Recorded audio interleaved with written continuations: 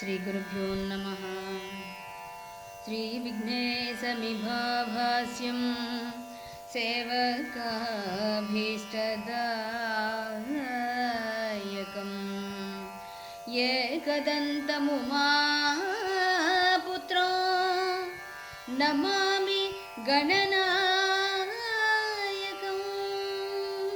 गुरुब्रह्मा गुरुर्विष्णुः गुरुदेवो महेश्वरः गुरु साक्षात् परब्रह्म तस्मै श्री गुरवे नमः।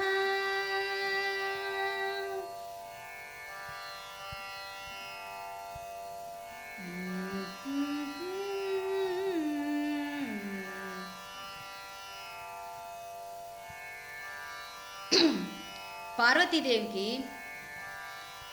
అవమాన భారం అవుతుంది ఇక్కడ వైకుంఠంలో. ఏమని? సకల సౌభాగ్య సంపన్నురాలి నేనే, మీ ఇంటికి మా అమ్మాయిని పంపించమంటే ఏమని పంపిస్తాం అంటే పార్వతీదేవి వెళ్ళి కుమారస్వామికి లక్ష్మీనారాయణల పుత్రికి అమృతవల్లినిచ్చి వివాహం చేయమని అడుగుతుంది అన్నమాట. వివాహం చేయమని అడిగితే ఆ మాటకి లక్ష్మీదేవి జగములన్నిటికీ నేనేది కుగాద జలజలోచన ధనమే జగతికి మూలము జగములన్నిటికి నేనేది కుగాద జలజలోచన ధనమే జగతికి మూలము జగములన్నిటికి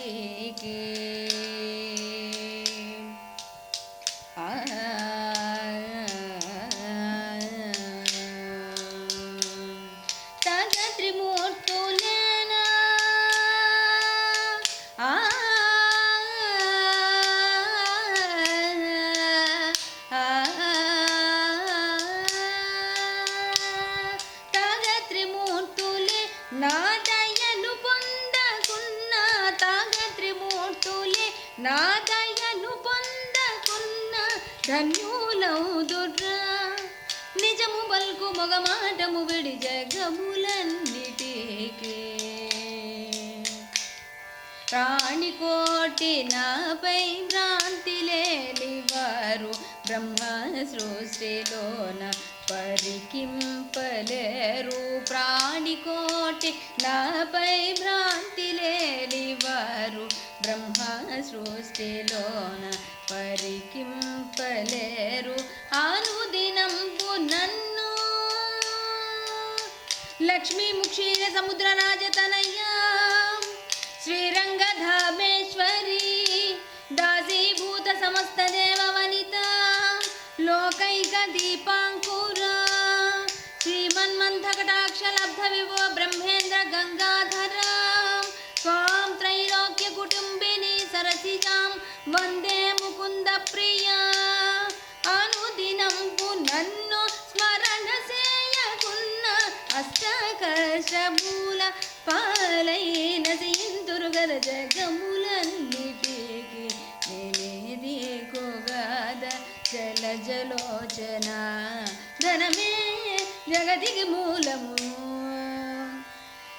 ఇలా ఆమె ఎప్పుడైతే భాగ్య గర్వాధికారాన్ని ప్రకటిస్తుందో ఆ తర్వాత మీ ఇంటికి ఏముందని పంపించాలి? తలదాచుకొననైన గలదే కుటీరంబు వల్ల కాడులనుండవలయుగాయని ఇంత వేళకు గంజి అయిన త్రావగలేదు ఎత్తి తెచ్చిన పిచ్చమింతగాయని కట్ట చీరలు లేవు పెట్ట సొమ్ములు లేవు చర్మముల్ సర్పభూషాలి గాని వాహనంబులు మాట వరుసకైనను లేవు మొద్దు బారిన మూసలెద్దుగాని. ఇలాంటి మొగుడిని కట్టుకొని నీవు పావుకున్న భాగ్యం చాలదా తల్లి? కోణలొకటి తక్కువైందా? వచ్చిన దారినే వెళ్ళిపోని అవమానిస్తుంది. అప్పుడు అవమాన భారంతో బాధపడి కృంగి తిరిగి ప్రయాణం వేస్తుంది కైలాసానికి. అల్లంత దూరాన్ని శంకరుల వారు చూసి కళకళలాడుతూ వెళ్ళావు కదా పార్వతి, నీ ముఖ విలాసం అలా ఉందే, ఏంటి విశేషం? రాయబారి విశేషాలు చెప్పు అంటారు. ఏముంది స్వామి, మనం భిక్షాన్న భక్షకులమట, వాళ్ళు అమృత పక్వాన్నాలు ఆరగిస్తారట, మనకి కొండ గుహలే కొంపలట, వారికి అంతఃపురాలే ఆవాసమట, మనకి నాగుబాములే నగలట, మురికి తోళ్లే మొలబొట్టలట, కాటిలో కాపురమట, గంగెత్తు వాహనమట. ఎంత అవమానకరమైన మాటలన్నీ, అనవసరమన్నీ అన్నారు స్వామి. ఈ మాటలన్నీ మీ అన్న హరి అన్నాడా లేక మీ వదిన సిరి అన్నదా? ఆయన బెల్లం కొట్టిన రాయివరే కూర్చున్నాడు స్వామి. అన్న మాటలన్నీ మా వదినమ్మే అంది అంటది. సరే, బుద్ధి కర్మాని సరణి, మాట వినకపోయితివే మున్నోకమారు నీ తండ్రి యజ్ఞ సమయమున నాటి కథలేల మరచినవేమో నానా కష్టములందినాము కదా. మాట వినకపోయితివే మున్నోకమారు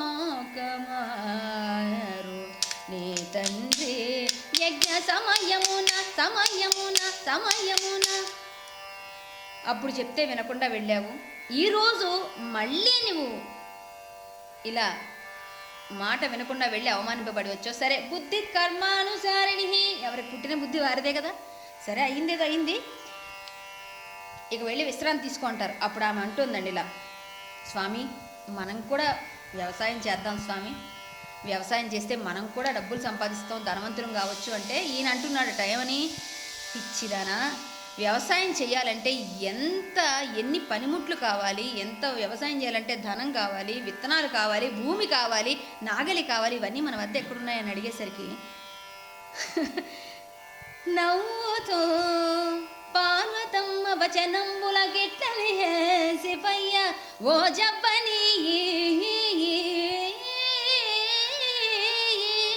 ఎద్దులేవి కృషి సల్పుటకు తగు భూములున్నవే, తవ్వెడో మానేడో మొదలు ధాన్యపు విత్తులేవి, నాగలిట్లు ఎవ్విది సేతు సేద్యము మహేశ్వరి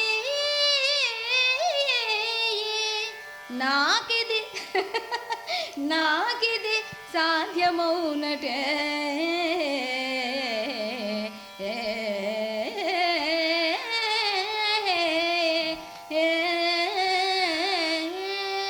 అప్పుడు ఆవిడంటోంది అమ్మవారు, స్వామి అన్నీ మీ వద్దే ఉన్నాయి, కలదు మీకొక ఎద్దు, మీ వద్ద ఒక ఎద్దు ఉన్నది, కాలుని కోరిన దున్నపోతును కాడెతోడ సంగు. ఆ యమధర్మరాజుని అడిగారు అనుకోండి, దున్నపోతును కాడితో సహా పంపిస్తాడు స్వామి. సకుడం హలాయుధు సాయంబు కోరిన నాగలి నిచ్చుకొన్నాళ్ళ పాటు, ప్రియమిత్రుడైన కుబేరుని కోరిన తప్పక విత్తన ధాన్యం బిచ్చు, నీటికేమీ కొరత. స్వామి పోమి, ఇంకా భూమి కావాలంటారా? భూమి నీరు కావాలా? భూమికేమీ కొరత, శ్మశాన భూముల నీయు మీవే, పన్నుకై సర్కారు బాధ లేదు, పన్ను కూడా మీరు సర్కారు కట్టక్కర్లేదు. నీటి పారుదలకు నెత్తి మీదనే గంగమ్మ, నెత్తి మీదనే ఉంది కదండి గంగమ్మ, నీటి పారుదలకి మన వాటర్ ప్రాబ్లం కూడా లేదు. మన గజముఖుండు మన వినాయకుడు పశుల కాయగలడు, చిన్న పెద్ద పనికి చేదోడు నేనుండ, రైతు బిడ్డ కాపురంబు మనదే.